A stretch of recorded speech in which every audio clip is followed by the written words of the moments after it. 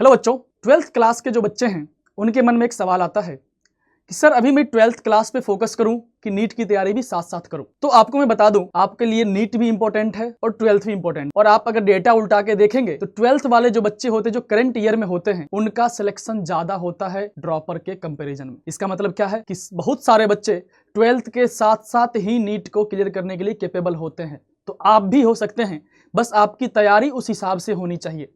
तो सबसे पहली बात तो बोर्ड भी इंपॉर्टेंट है, नीट भी है, तो कैसे किया जाए सर। अभी जब 12th चल रहा होगा, आप मिड वे में पहुंच चुके हैं 12th के, तो आपको लग रहा होगा कि सर अब 4 चैप्टर हो चुका है, उसमें क्या किया जाए। सबसे पहले तो आप क्या करिए, अब ये जो 4 चैप्टर हो चुका है उसका भी 12th बोर्ड में जो पूछा गया है प्रीवियस ईयर में, सीबीएसई बोर्ड से हैं या आईसीएसई बोर्ड से हैं आप, या किसी भी स्टेट बोर्ड से हैं, तो उसका क्या करिए, प्रीवियस ईयर क्वेश्चन उठाइए, उसको देखिए कि ये हमने जो पढ़ा है उसमें कुछ लिखने वाले क्वेश्चन होते हैं। मैं बात करूंगा सीबीएसई पैटर्न की, तो उसमें क्या है, 70% क्वेश्चन एमसीक्यू बेस्ड आते हैं, 30% क्वेश्चन लिखने के लिए आते हैं, शॉर्ट टर्म में या लॉन्ग टर्म क्वेश्चन होते हैं।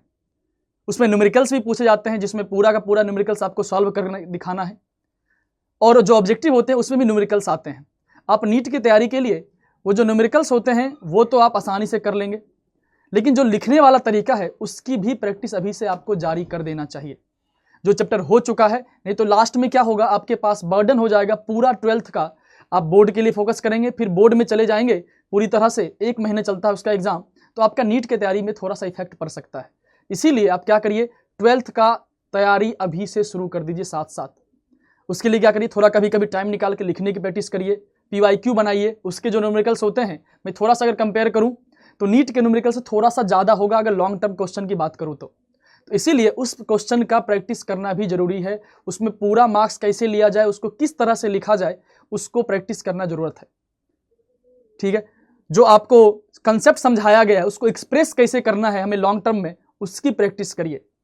आपको आंसर लिखे हुए कई जगह मिल जाएंगे आपको ऑनलाइन प्लेटफॉर्म पे, उसको पढ़िए कि किस तरह से एक्सप्रेस किया जाता है सब्जेक्टिव फॉर्म में किसी आंसर को।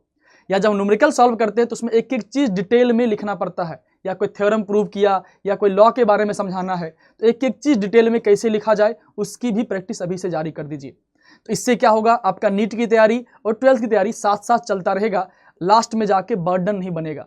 वो 1 महीना जो होगा उसमें भी आप नीट की तैयारी करते रहेंगे साथ में। जब आपका 12th बोर्ड चल रहा होगा तो उसमें आप पूरी तरह से 12th बोर्ड में नहीं चले जाएंगे, तो 1 महीना आपको डिफरेंस क्रिएट कर देगा बाकी बच्चों से। तो इस तरीके से आप 12th और नीट बैलेंस रख सकते हैं। बहुत बहुत धन्यवाद।